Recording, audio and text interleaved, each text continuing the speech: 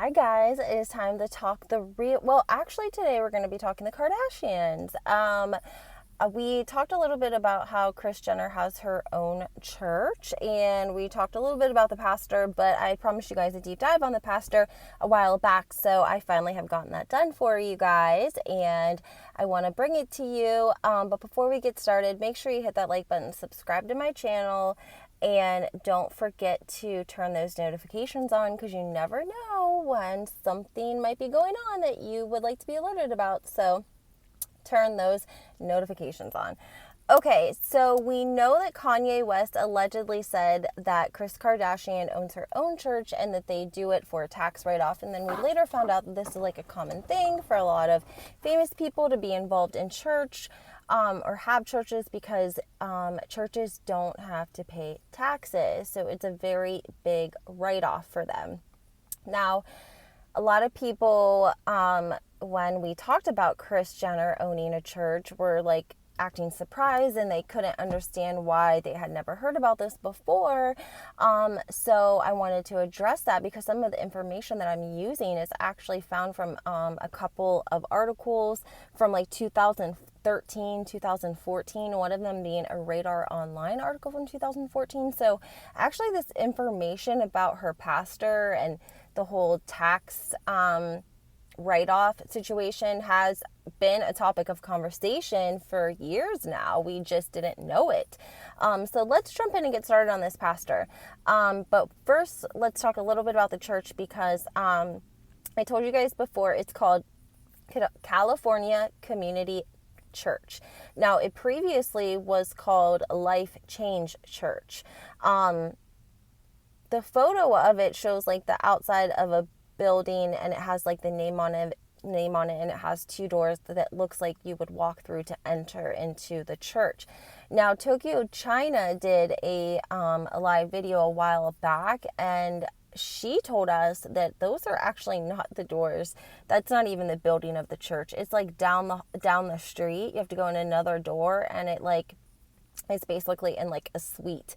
If you've ever been in those types of doctor's office that are like a couple of different levels and different doctors in different suites, it would be something similar to that, allegedly. Now, the pastor's name is Brad Johnson, and when Kris first opened this church, making him her pastor, people, like I said, were speculating about this because the guy did not have a good reputation.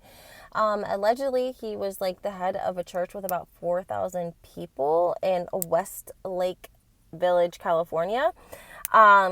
He was forced to step down when he came forward about having an affair. He was married and had 2 children. After or in the wake of his affair and step down from the church, he also tried to commit suicide 3 different times, one time resulting in taking a bunch of pills and the fire and police ended up coming and they saved him. So he ends up going to work at a Starbucks thinking that he's never going to be part of the ministry world again. And lo and behold, one day, Kris Jenner and Bruce Jenner walk through the door and they are there to offer Brad a job. Okay, now this is my theory right here. Khloe had just met Lamar. They had been together for 3 weeks before they got married. They were pretty open about that, and I think that Kris needed a pastor to marry Khloe and Lamar and make it look 1000% legit because it was for the cameras, and Keeping Up with the Kardashians was fairly new at this time. I mean, this was a long time ago, guys. And so she ended up hearing about this guy who had, done all this crazy stuff and had been forced to step down at his own church. And she went and found him at Starbucks and offered him some sort of a contract or offer to run a church. And also, by the way, P.S., I need you to marry my daughter and Lamar. That's my opinion, okay? He goes to the church to work, and he ends up writing this book called How to Forgive Yourself and Others. Kim Kardashian, of course, supports it. He marries Khloe&Lamar. He continues to, be the pastor of their church. And there's different articles that come up about Kim Kardashian donating 10% of her income and that she states this is how she was raised, right? Now, Radar Online gets in Kim's ass because she, like I said, guys, this is like fairly new to the Kardashians, and she still has her eBay store going on. So if you guys didn't know this, before Kim got famous, not only was she like styling her famous friends, she was also like buying their used stuff and then reselling it for a profit on eBay, and she made good money doing it. Radar Online obtained some tax records from her, and it showed that she had profited about $179,000, and she had tied a deduction of about $19,000, and then she had another $20,000 in tax reductions. So, yeah.